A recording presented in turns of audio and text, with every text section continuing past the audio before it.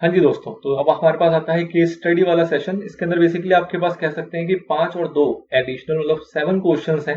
एक पार्ट है, फटाफट से इसी वीडियो के अंदर रैप अप हो जाएगा। इससे ज्यादा और कुछ नहीं है। 7 क्वेश्चन में भी कहा जाए तो पहला क्वेश्चन इसके इन्होंने 5 पार्ट बना दिए हैं। फटाफट से देखते हैं क्वेश्चन नंबर 1। क्वेश्चन नंबर 1 कह रहा है discuss the following situation in the light of deposit provisions as contained in Companies Act 2013 and Companies acceptance of deposit rule 2014 as amended from time to time. तो इनके ऊपर discussion करने कह रहा है, सारी सिचुएशन बता दी। Situation number 1, Samit, one of the director of Zar Technology Private Limited, a startup company, requested his close friend Ritesh to lend to company 30 lakhs in a single tranche by way of convertible note। उसने कहा कि भैया अपने दोस्त से कि 30 लाख रुपए मुझे दो एक कन्वर्टेबल नोट के बदले, repayable within a period of 6 years from the date of its issue. Advice करना है कि इसको डिपॉजिट माना जाएगा या नहीं माना जाएगा। तो अब ध्यान करो, अब डिपॉजिट को लेके क्या रूल था in case of startup company. तो स्टार्टअप कंपनी में आपने क्या देखा था कि भैया कम से कम 25 लाख रुपए आने चाहिए, 25 लाख से ज्यादा आने चाहिए, नंबर 1।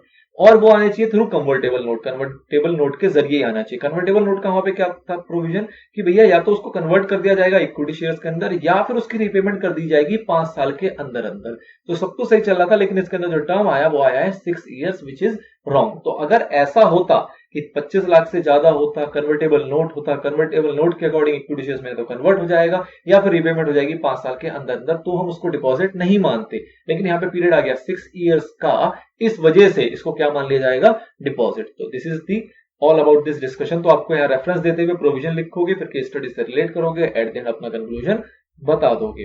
नेक्स्ट पॉइंट आता है, नेक्स्ट सवाल आता है, Polestar traders limited receive a loan of 30 lakh from Rachna who is one of its director, advise whether it is a deposit or not. तो अब डायरेक्टर से पैसा मिला तो उसको डिपॉजिट मानते तो नहीं मानते। तो आपको पता है कि जब डायरेक्टर से पैसा मिलता है तो क्या कंडीशन है कि डायरेक्टर से जो पैसा मिलेगा, डायरेक्टर ने वो जो पैसा दिया होगा साथ में वो डिक्लेरेशन देगा क्या कि जो हमने ये पैसा दिया है ये कभी से भी उधार लेके नहीं दिया और उसको हम डिपॉजिट नहीं मानते।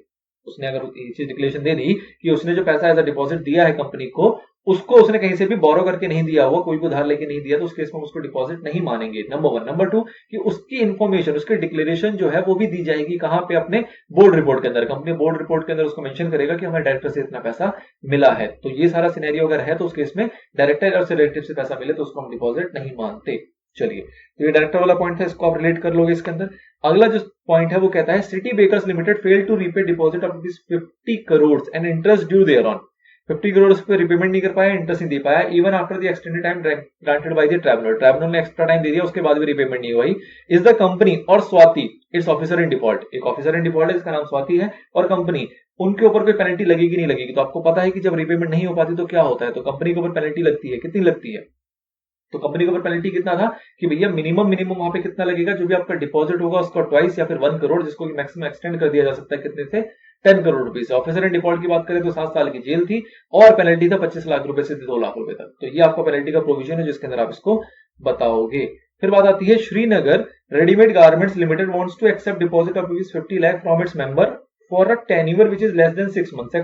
6 months से कम के पर्पस के लिए करना चाह रहे हैं, तो क्या ये पॉसिबल है कि नहीं है। तो आपने देखा था कि 6 months का एक जनरल पहले तो प्रोविजन आपको बताना पड़ेगा कि क्या होता है कि 6 months से 36 महीने तक, 6 month 36 month, ये आपका क्राइटेरिया बेसिकली एक्सेप्ट करने का। फिर 6 month से कम को लेके हमारा एक्सेप्शन है। क्या एक्सेप्शन है कि अगर हमें शॉर्ट टर्म फंड की रिक्वायरमेंट है तो उस केस में आप 6 month से कम के लिए भी कर सकते हो, लेकिन क्या होना चाहिए आपका, 10% से एक्सीड नहीं करना चाहिए। Aggregate of what, paid up share capital, free reserves and security premium, इससे ऊपर आपका नहीं होना चाहिए। और नंबर 2 क्या है कि जो उसकी रिपेमेंट होगी वो ऑन और आफ्टर 3 months ही होगी, मतलब 6 month से तो कम चलेगा लेकिन 3 month से कम नहीं होना चाहिए। तो ये कंडीशन अगर फुलफिल करेगी तो ऐसा पॉसिबल है। अगला पॉइंट आता है, is it in order for Diamond Housing Finance Limited to accept or renew deposit from the public from time to time. तो आप देखो इसके अंदर क्या बात कर रहा है, डायमंड हाउसिंग फाइनेंस लिमिटेड। तो आपने देखा था क्या कि कुछ एक्सेप्शन थी, सेक्शन 73(1) आपने पढ़ा था, जिसके अंदर कुछ एग्जेम्प्टेड कंपनीज थी। एग्जेम्प्टेड कंपनीज के अंदर कौन कौन थे, आपके बैंकिंग कंपनीज थी, हाउसिंग कंपनीज थी और एनबीएफसीज थी। तो हाउसिंग कंपनी बेसिकली क्या है, एक तरीके से एग्जेम्प्टेड कंपनी होती है। तो उस केस में आपका 73(1) लगता ही नहीं है, तो वो चाहे तो एक्सेप्ट, रिन्यू वगैरह वगैरह सारा कुछ कर सकते हैं। जो भी उनका प्रिस्क्राइब मैनर होगा उसके ऊपर ये एक्ट या जो इसके प्रोविजन है वो एप्लीकेबल नहीं होते। तो 73(1) इसके ऊपर लगता ही नहीं है, तो ये भी आपका पॉसिबल है। तो इस तरीके से आपके इसका आंसर है।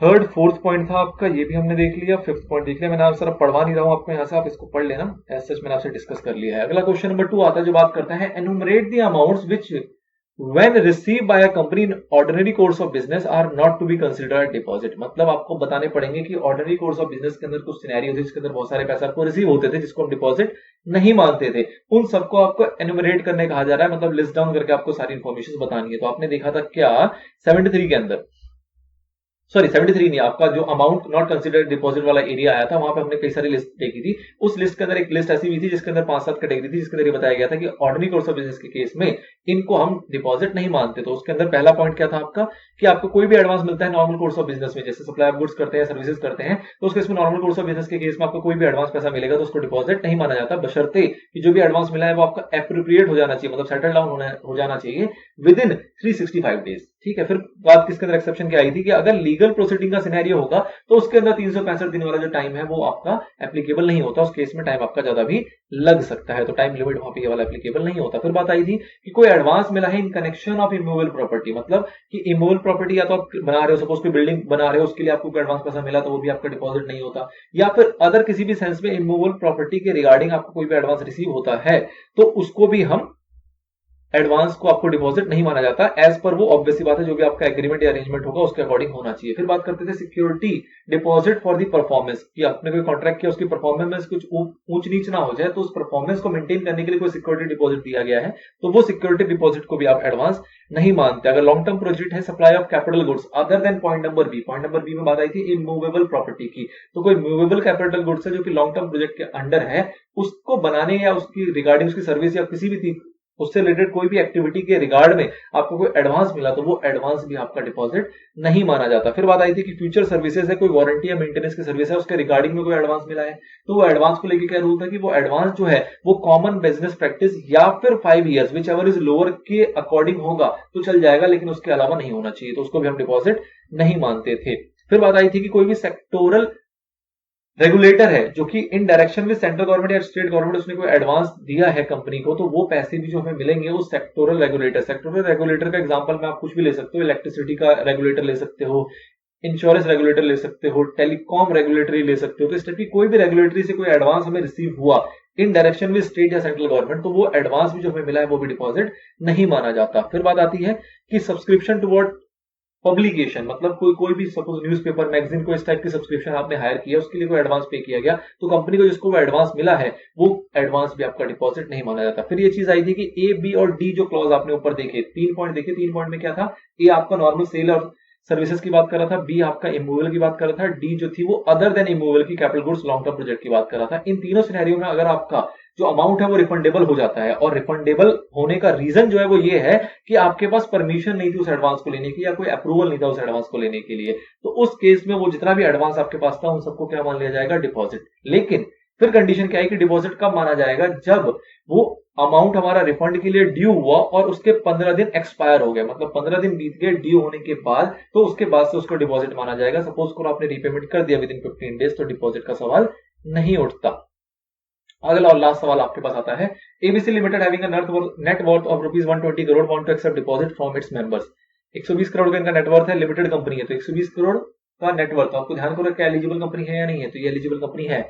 आपको नेटवर्थ के लिए कितना चाहिए था, 100 करोड़, यहाँ पे कितना है 120 करोड़, तो आराम से एलिजिबल कंपनी हो जाएगी। The director of the company have approached you to advise them as what special care has to be taken while accepting such deposit from the members. Member से लेने के लिए उनको क्या स्पेशल केयर रखनी है in case of the companies fall with in the category of N eligible company. तो आपको पहले एलिजिबल कंपनी के पूरे प्रोविजन बताने पड़ेंगे, उसके हिसाब से आपको बताना पड़ेगा कि जो एबीसी लिमिटेड है वो भी एलिजिबल कंपनी है।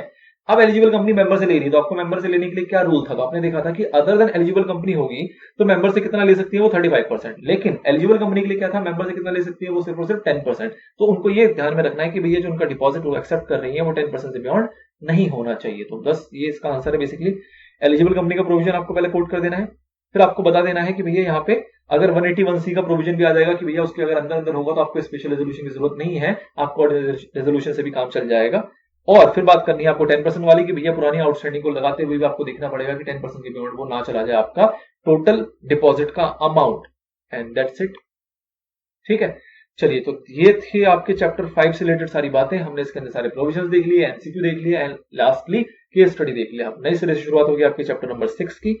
चलिए तो मिलते हैं नए चैप्टर के साथ।